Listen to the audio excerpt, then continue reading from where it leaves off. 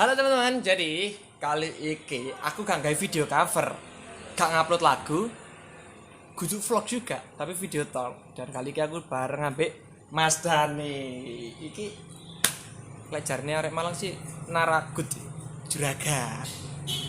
Mas, tambah usahane akeh, usahane ono Kedai Radin iki pastine ya. Iki aku lagi di Kedai Radin. Kedua ono Cangkir Cukur, barbershop. Sing ketiga ono hotel. Jadi akeh usahane pengusaha. Bisa disebut pengusaha, Pak. Pak lah. Kan diusaha. Oh iya. Iya. Ini ngobrol santai ya. Iki konten anyar di kontenku tadi iki temane jenenge engko tak pikir sih. Tadi iki guru nemu. Nah, iki aku merene di Kedai Radin. Ini jam 11:30. jam 12. Jam 12 pas. Ya, jadi aman. Soalnya apa? Pertama menghindari kerumunan. Yang kedua, pertama menghindari kerumunan, kedua kita cuma bertiga sama kameramen. Ya, kameramen itu. Jadi cuma bertiga. Jadi social distancing tetap kok. Jadi nggak menyalahi aturan ya. Kita nggak mau rame-rame. Mas, iki aku katanya ngejak ngobrol-ngobrol di kontenku. Jadi gini, Mas. Kan di situasi social distancing atau nyebutnya mungkin physical distancing. Iki banyak konco-konco teman-teman ya sebangsa dan setanah air. Iki podo melakukan aksi sambat dewe-dewe di medsosnya. Oh, kerja di rumah iya, sing kantoran kan iso. Yo, aku sebagai pekerja pabrik gak iso ngene-ngene. Atau aku dodolan ngene-ngene gak payu. Nah, itu maksudnya intinya kan perekonomian mereka turun pasti. Nah, aku takon sama. Sebagai pengusaha dari 3 usaha samain yang sama jalankan, iki gimana omsetnya? Turun? Wah, penurunan ya drastis. Drastis. Nemen wis pokoknya wis. Turun berapa persen kira-kira? Penurunannya 80%. 80%? Tinggal 20% berarti ya kan? Iya. Penurunannya 80%. Berarti sisa 20%. Sisa 20%. Jadi sama sebagai pengusaha, bos tetap merasakan. Loh ya pasti Pak. Iku sih malah nemen. Jadi ya pesanku gaya arek kabeh. Lek kalian saat ini bekerja melok wong atau melok perusahaan dan kalian saat ini masih bekerja, bersyukur rek, tolong Bersyukur karena kalian masih bisa mendapatkan penghasilan. Kenapa? Karyawan saya yang kedai ya, yang kuliner itu 18. Dari 18 sekarang tak rumahkan sebagian besar, tak rumahkan tinggal jadi 2 shift, yang shift 1 2 orang ambek aku. Jadi telu yo. Sing shift 2 3 orang. Berarti Jadi kan 5. Telu lah tak rumahkan. 13 dirumahkan. Iya. Dan mereka juga nggak mendapat penghasilan kan? Kalau Enggak dong. Enggak lah. Udah tak rumahkan terus dapat penghasilan, lah apa tak rumahkan terus. Nah, berarti iya, karena omset turun. Drastis. Terus gimana caranya untuk menjaga keseimbangan ekonomi dari usaha? Maksudnya Ya, langkah-langkah. pastinya kita harus menyadari kondisi seperti ini. Aku beberapa hari pun stres mas. Stres karena di satu sisi aku harus menstabilkan perusahaan ya, menstabilkan usaha supaya tetap eksis. Yang di satu sisi dengan menstabilkan usaha aku harus mengorbankan karyawan. Nah, yang mana saya tahu persis mereka punya kehidupan masing-masing ya, mereka punya beban biaya hidup ya. Nah, tapi harus tak rumahkan sebagian karena kalau nggak gitu biaya operasional saya tinggi, saya nggak kuat bayar, ya bisa-bisa perusahaan jadi bangkrut. Ya, kita kan juga sama-sama nggak mengharapkan ya. Tapi akhirnya dengan sebagian tak rumahkan, alhamdulillah arek-arek ngerteni kondisinya memang seperti ini. Ya wis lagi. Jadi ini musibah bukan hanya buat teman-teman yang dalam tanda kutip kurang mampu, meskipun buat orang yang mampu sekalipun ini tetap musibah teman-teman. Jadi kalau sambat gak apa-apa sih, tapi ya aja berlebihan. Lek sing mbok sambati juga sambat, akhirnya kan gak nemu dalan nih, jadi percuma sambat. Yang penting tetap berpikir caranya tetap survive di keadaan itu. Ya mau nggak mau kita harus move on. Pertama kita nggak tahu kondisi corona ini sampai kapan, ini nggak tahu loh. Tapi prediksi zaman sampai kapan? Ya, bicara prediksi ya, saya dari beberapa bulan, 2 bulan yang lalu, sebulan 2 bulan yang lalu memprediksikan akhir Mei ini baru surut. Baru surut. Akhir Mei baru surut. Ya, akhir Mei baru Bener-bener surut. normal. Prediksiku ya mari Juli. Tapi yo karo jenenge kondisi ya. Mari Juli, berarti bulan 7. Wow. Berarti akhir Juli prediksinya. Bahkan kanca-kancaku rata-rata sing pengusaha iku wis ngomong kita hanya mampu bertahan sampai akhir Juni. Itu sudah kita merogoh kocek terdalam. Tabungan terdalam untuk mempertahankan biaya operasional. Itu sampai Juni. Ya aku ngitung-ngitungan ya iya memang misalnya aku nggak mengambil langkah salah satunya dengan merumahkan karyawan, terus habis itu kita bikin promo-promo pun lu gak ngaruh. Promo-promo ini promo ngono gak ngaruh untuk masa-masa sekarang. Berarti gak ngaruh. Gak ngaruh, aku bisa bilang gak ngaruh. Berarti cara untuk tetap mempertahankan usaha ini, mengurangi biaya operasional. Iya. Kedua manajemen dan juga tabungan yang iya mau nggak mau sih, memang mau nggak mau tabungan melok metu yo yang di luar anggaran usaha ini paling melok nyubsidi lah.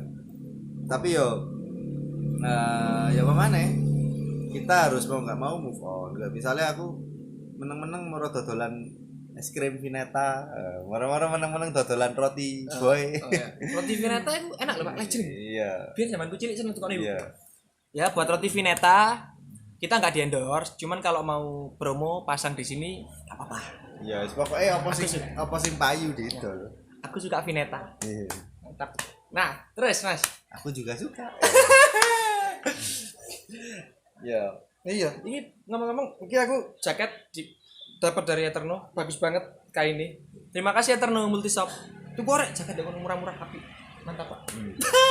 Tapi lek mangan tetep nama Kedai Raden. Arek panjen mesti ngerti loh Kedai Raden. Ya Pak ya. Nah, terus iki Pak, sing tak pertanyakan lagi. Menurut sampean langkah-langkah pemerintah selama ini apa? Ya pemerintah sih sebenarnya ya ono salahe, ono benere ya. Jenenge manusia. Jenenge. Iya ya gini loh, aku kan sering lihat kalian itu komplain pemerintah, menghujat pemerintah di sosmed. Ya memang mereka ini manusia gitu. Dan baru pertama kali ini menghadapi kondisi seperti sekarang ya, ada wabah pandemi seperti ini baru pertama kali ini, dan mereka baru mengalami ya. Jadi belum punya pengalaman untuk itu. Nah, jadi langkah-langkah pemerintah ini beberapa cukup membantu kok. Contohnya OJK didorong untuk memberikan diarahkan untuk melonggarkan angsuran. Itu sudah cukup sangat membantu bagi orang-orang kaum seperti saya ya. Terus yang punya utang tanda kutip ya. Ojol angsuran sepeda buat ojek itu juga dilonggarkan. Nah itu sudah cukup membantu. Nah jangan punya ekspektasi terlalu tinggi ke pemerintah bisa menyelesaikan ini semua, jangan. Iya, karena pemerintah itu butuh bantuan kita. Malahan. Iya loh, mereka nggak bisa menyelesaikan ini. Tak bilang nggak bisa. Mereka butuh bantuan kita sebagai rakyat. Jangan kita yang jari pemerintah. Nah, di sini tetap teman-teman ngikutin apa yang dianjurkan pemerintah, karena pemerintah pasti punya pertimbangan yang. Ya. Nah ini saya tanya tentang kebijakan pemerintah. Pertama tentang sholat yang kalau nggak salah sekarang MUI sudah mengeluarkan fatwa bahwa sholat kalau bisa di rumah aja. Sholat id kan di rumah saja. Sholat id bahkan di rumah. Menurut saya gimana tentang itu? Ya sebenarnya sih, memang beresiko ya, karena sholat id selalu pasti berkerumun. Nggak mungkin nggak berkerumun ya. Sholat id pasti berkerumun. Nah, dan ketika sholat id iso nggak physical distancing kan nggak bisa juga. Nggak bisa. Iya, ya memungkinkan kok sebenarnya, nggak apa-apa sih bagi aku untuk sholat id di rumah, walaupun kita nggak kehilangan momen itu kan. Gitu. Tahun-tahun lalu kita sudah sholat id bareng-bareng, cuma mungkin tahun ini aja kita sedang mengalami kondisi seperti ini, harus sholat di rumah ya wes gak apa-apa ya mana. Bahkan mudik aja haram Bos. MUI mengeluarkan. Iya. Tapi pemerintah bukannya nggak melarang, cuman memberikan jangan mudik. Tapi nggak melarang ya? Enggak. Nah, menurut sama nih, Bang. Ya, ini MUI mengatakan aku lek mudik malah gini. Sebenarnya mudik itu ketika dilarang pemerintah kan nggak melarang sebenarnya ya. Maksudnya pemerintah menghimbau untuk tidak mudik ya. Bukan melarang. Orang-orang yang hidup di kota-kota besar, mereka yang sudah jobless sekarang nggak kerja dan nggak ada penghasilan, ya mereka pasti akan memilih untuk mudik. Pasti. Iya apa? Karena nggak ada pilihan. Nggak iso mangan. Ya, hitungannya sampai nggak iso mangan di kota-kota besar, tanggungan gede, biaya gede. Mereka memilih untuk mudik di kampung, mereka seisok mangan dari hasil sawah misalnya ya. Perkebunan dan lain-lain. Apapun itulah. Oh, di kampung seiso mangan lah. Daripada di kota yang notabene biaya hidup lebih mahal. Nah, ketika mudik ini dilarang, ya ini dilematis sih. Dilematis. Mereka di kota gak iso mangan, mereka mudik yo gak oleh, ya kan kasihan kan. Membahayakan. Ya kayak aku ngene kan gak tahu mudik kan. Ya, mudik nanti ya. Nah, mudik nanti. Omah wong tuwa dadak kabeh.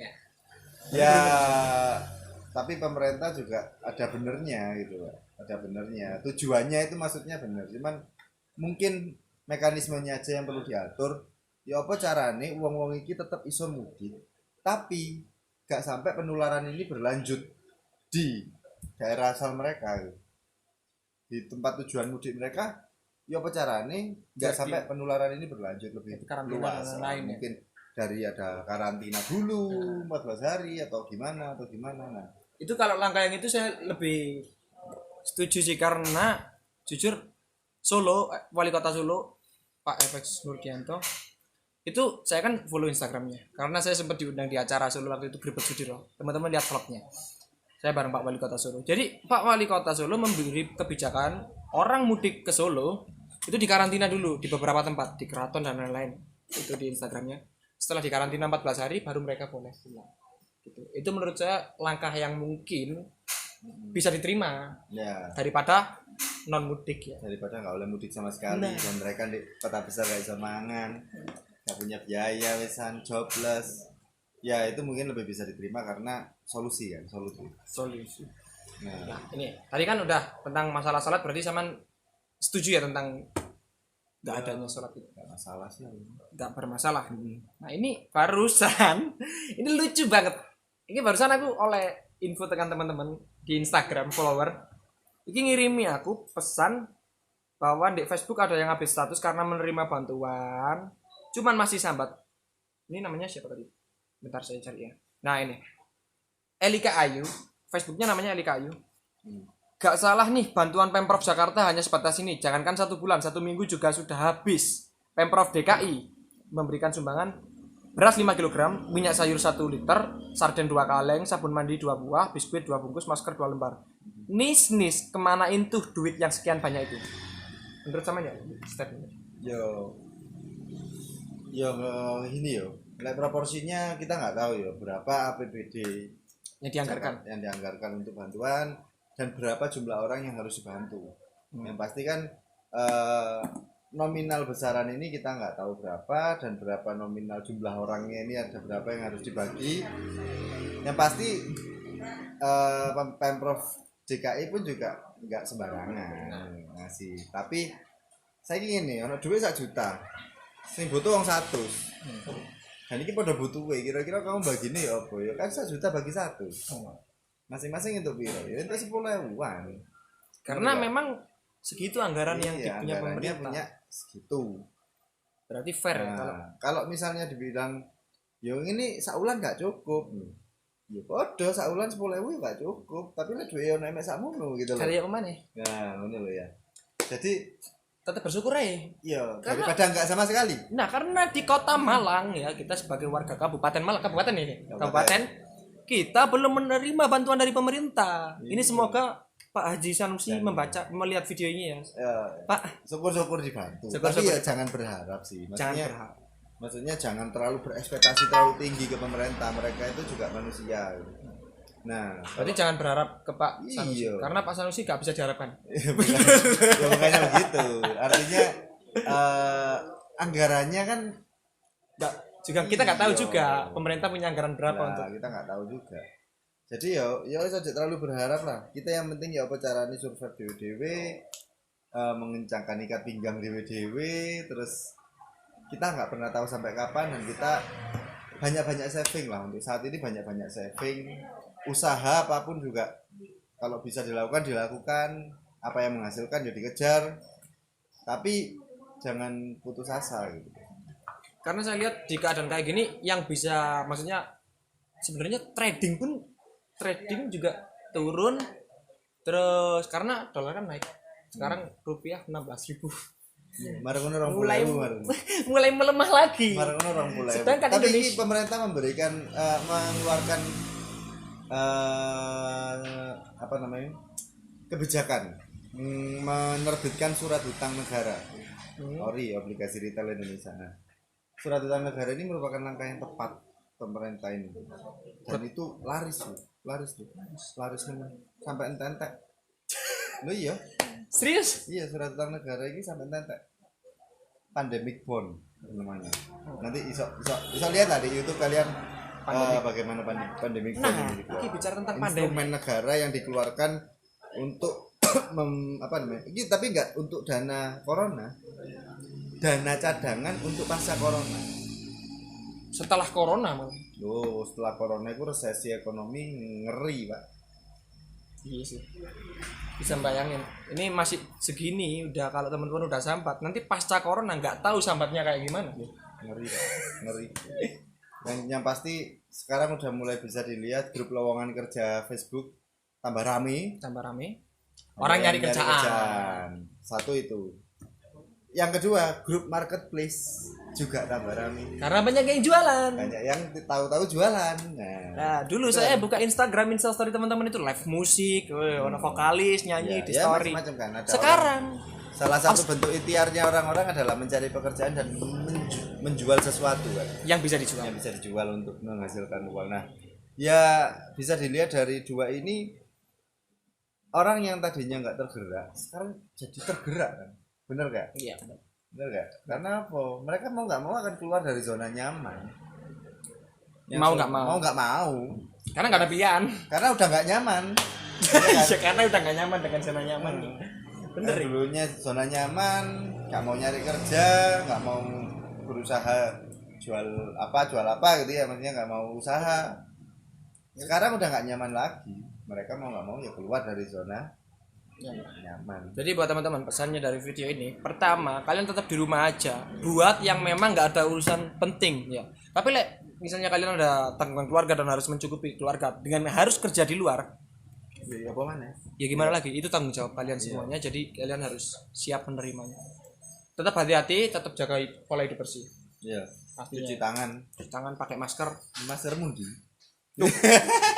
Ya Allah, iya ini. Iya. Enggak, aku ini memang maskeran loh, Rek. Iya. Sekarang cari masker yang susah. Dulu waktu pas berangkat manggung pakai masker yang itu, masker medis. Sekarang justru masker ginian ini yang dipakai. Masker medis buat tenaga medis dong. Iya dong. Sampai ada tenaga medis yang pakai jas hujan. Karena kurang APD. Kekurangan APD. Dan terakhir saya sempat lihat ada berita itu bangke banget. Ada orang belanja di Alfamart, mbuh tuku sarden, mbuh tuku rokok, gawe APD lengkap. Kan lucu. Tenaga medis jas hujanan. Ya, lek jarene bintang Emon, lek aku dadi corona ya tersinggung. Mongsone aku kok gawe jas hujan kan ya. Ya. Nah, iki udah cukup panjang video kali ini. Terakhir aku tanya. Menurut sampean, apakah corona itu konspirasi? Bicara konspirasi, kita tidak punya dasar yang kuat ya, tapi yang jelas dari konspirasi itu aku percaya. Berarti percaya tentang konspirasi ya. Konspirasi secara global aku percaya. Tapi apakah corona ini konspirasi atau bukan? Bisa jadi.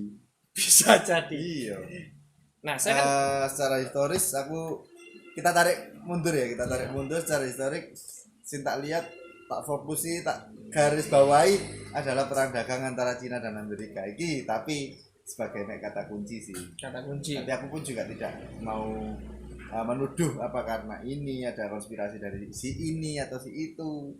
Tapi kata kunci yang benang merah sing tak tarik dan kata-kata yang tak garis bawahi adalah perang dagang antara Cina dan Amerika.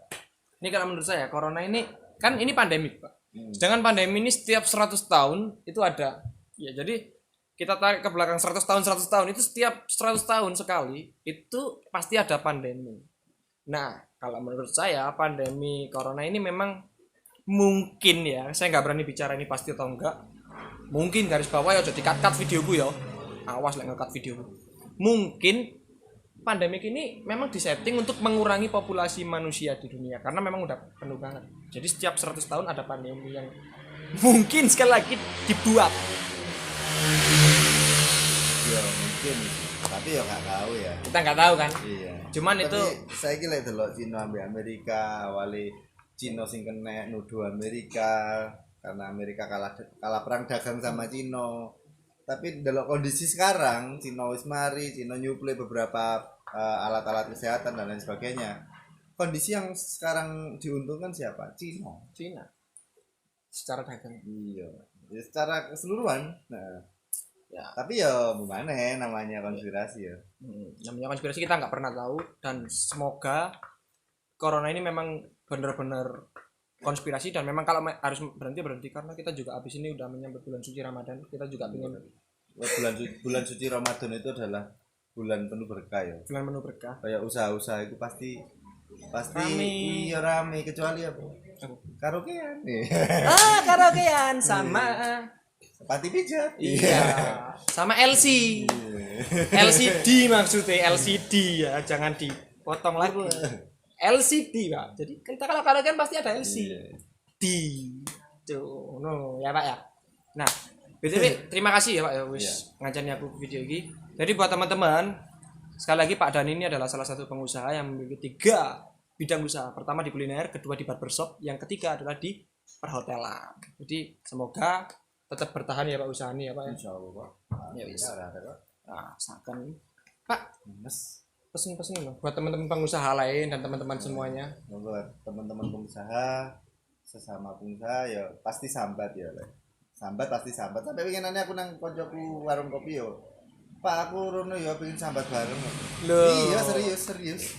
Teman saya yang punya kopi oman itu, Pak, aku pengen ngopi. Oh, Sambuget. Sambuget. Oh, heeh. Sambuget itu Om aku rono ya aku pengen sambat bareng. Loh iya serius. Ya pasti ini semua ngalami. Artinya ketika Anda mengalami kondisi seperti ini, Anda nggak sendiri. Dan ayo kita move on. Artinya dengan kondisi seperti ini mau nggak mau kita harus adaptasi. Jangan sampai jatuh. Jangan sampai berusaha tetap bangkit. Karena Anda yang pengusaha, Anda tidak hanya menghidupi keluarga Anda, tapi Anda menghidupi keluarga karyawan Anda. Kalau Anda sendiri jatuh, ya kasihan gimana nasibnya anak-anak kan. Tapi mau nggak mau memang kita harus move on dengan kondisi seperti ini. Yang kedua, teman-teman di sosmed ya tolong jangan mengirim opini jangan terlalu sambat. Artinya jangan terlalu menyambatkan pemerintah. Percuma. Suaramu nggak bakal didengar. Iya, followermu berapa? Terus suaramu nggak bakal didengar pertama. Kedua, jangan punya ekspektasi yang terlalu tinggi pada pemerintah yang nantinya membantu kamu menyelamatkan hidupmu. Gak mungkin, isiku gak mungkin. Pemerintah itu hanya pada porsinya. Nah, rakyat juga pada porsinya. Kalau nggak mau sakit hati, jangan berekspektasi terlalu berlebihan. Kon seneng lek gak seneng dapuranmu, ya percuma ngelor hati kan. Ini ngomong wedokan to ya. Ya, tapi kan make sense gitu lah. Oke, terima kasih Om Dani. Semoga usahanya lancar. Dan semoga saya bisa manggung lagi buat teman-teman di rumah. Buat teman-teman tetap stay healthy, stay safe, dan di rumah aja. Entah di rumah temennya atau di rumah pacarnya. Yang penting gak nomor tuamu ya. Oke. Terima kasih teman-teman. Terima kasih Mas Dani.